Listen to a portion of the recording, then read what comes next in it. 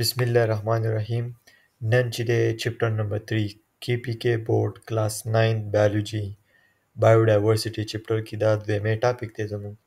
په دې کې موږ کلاسیفاینګ ارګانیزم یا کلاسیفیکیشن اف ارګانیزم ورپسې کوم دویم ټاپک چې د هغې په باره کې خبرې کوو.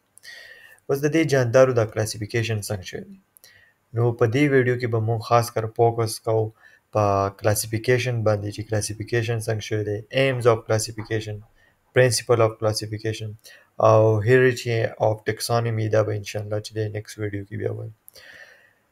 وټ از کلاسیفیکیشن؟ د ټول اول کلاسیفیکیشن پیژندل دي چې دا وایي څه ده.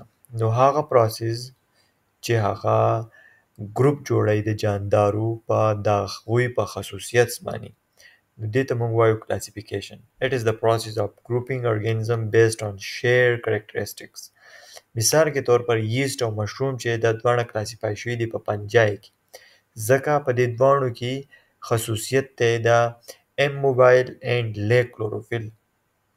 دا یو کریکټریسټیک دی چې دا په دې دواړو کې یو شانتي دی، ځکه دا دواړه یې په پنجای ګروپ کې اچولي دي.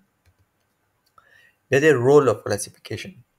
اوس کلاسیفیکیشن رول څه دی، ولې اهم دی دا، یا څه کردار ادا کوي دا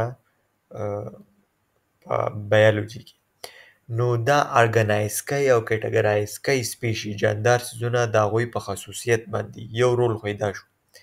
دویم دی د دوی کوم ایولوشنري ریلیشنشپ دی، کوم پرده ده یا نکاح ټر نکاح، د هغو چې کوم ریلیشنشپ داسې کوم خصوصیت هغو روان کړي دي او کامن کریکټریسټکس دي هغه ریویل کوي چې دا کریکټریسټک د پلانکي د پلانکي د پلانکي د زینه چې دی داسې راغلی دی دې نسل ته. بیا دی دا یو یونیورسل سیسټم دی چې په دې باندې کمیونیکیشن انفارمیشن چې دی هغه ایکسچینج کیږي. لکه یو جاندار په یو کانټیننټ کې دی، یو هغه سیم جاندار هغه په بل کانټیننټ کې دی، نو د هغې جاندارو خصوصیت او کریکټریسټک چې دی هغه وپېژندلی کیږي چې آیا واقعي دا سیم جاندار دی. بیکاز دا سیم کریکټریسټک خصوصیت پکې نه وی، نو دا بیا موږ ډیفرنٹ جاندار ګڼو. نو یو یونیورسل سیسټم دی.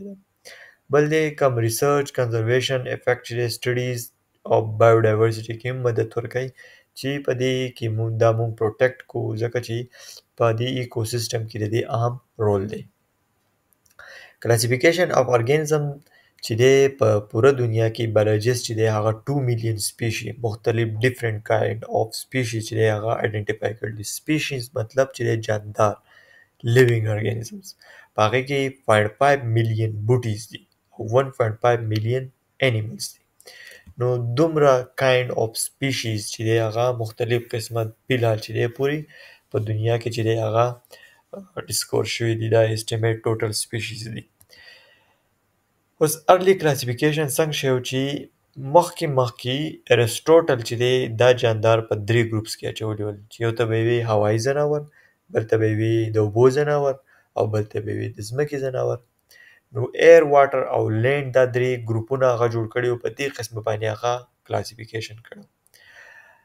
Organisms in the same habitat may not share any biological traits. اوس دا خبره دا ارسټوټل په دې کې وس غلطیږي، ځکه په هغه وخت کې خو دونه نالج نه و یا دونه انفارمیشنز نه و، نو ځینې جاندار د هغوی په هیبیټیټ باندې د هغوی چې کوم بایولوژیکل ټریټ و هغه صحیح نه راتلل. لکه اوس ټرټل او فش واخلئ. اوس دا ټرټل او فش د دوی هیبیټیټ چې دی هغه څه دی، جدا جدا دی. دی چې دی په اوبو کې اوسیږي او دی هم په اوبو کې او هم په وچه باندې پاتې کیږي. نو د دې دا کم کریکټریسټک چې دی بایولوژیکل ټریټ سیم نه دی، د دې په بیس باندې دا کلاسیفیکیشن صحیح نه و. بیا ماډرن کلاسیفیکیشن څنګه وشو چې ماډرن کلاسیفیکیشن کې هغو سیل ټایپس وپېژندل، ډسکوریز وشو، سیل ډسکور شو چې دا پروکریاټس دی، یوکریاټس دی، د نیوکلیس په بیس باندې سیپریشن وشو، یونیسیلولر او ملټي سیلولر په بیس باندې سیپریشن وشو. د هغه نیوټریشن موډ چې دی خپل خوراک په خپله تیاروي، که دی خوراک د بل نه حاصلوي، د ده ریپروډکشن په بیس باندې چې دی ریپروډکشن او د موډ اف ریپروډکشن څنګه دی، نو داسې بله شي کریکټریسټکس یې راواخیستل او د هغې په بیس باندې کلاسیفیکیشن وکړو نو دا چې کوم کلاسیفیکیشن دی دا ماډرن کلاسیفیکیشن دی. اوس کلاسیفیکیشن مقصد څه دی؟ ایمز به څه دی د دې کلاسیفیکیشن؟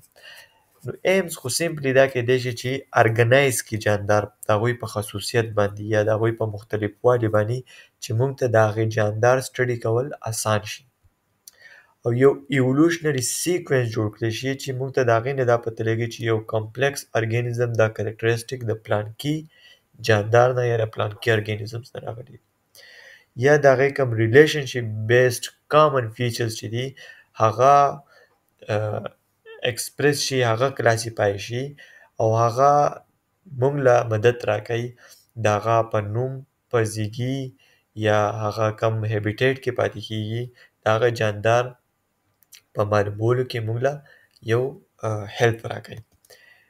پرنسپل د بایولوژیکل د کلاسیفیکیشن څه دی؟ پرنسپل اف کلاسیفیکیشن چې کله بایولوژیسټ یو جاندار کلاسیفای کوي نو هغه خامخا د هغه سیمیلریټیز ته ګوري، ډیفرنسز ته ګوري او بیا د هغې نه پس ډیسایډ کوي چې د کم ګروپ ته اچول دي، د انیملز ګروپ ته اچول دي، پلانټس ګروپ ته اچول دي، فنجای ګروپ ته اچول دي، مونیرا ګروپ ته اچول دي، کم ګروپ ته اچول دي.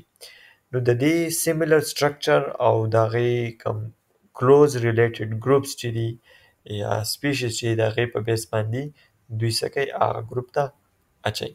نو فزیکل فیچر، ایولوشنري هسټري چې دا ډېر زیات اهم ده، د دې په بیس باندې موږ هغه جاندار چې دی هغه کلاسیفای کوو.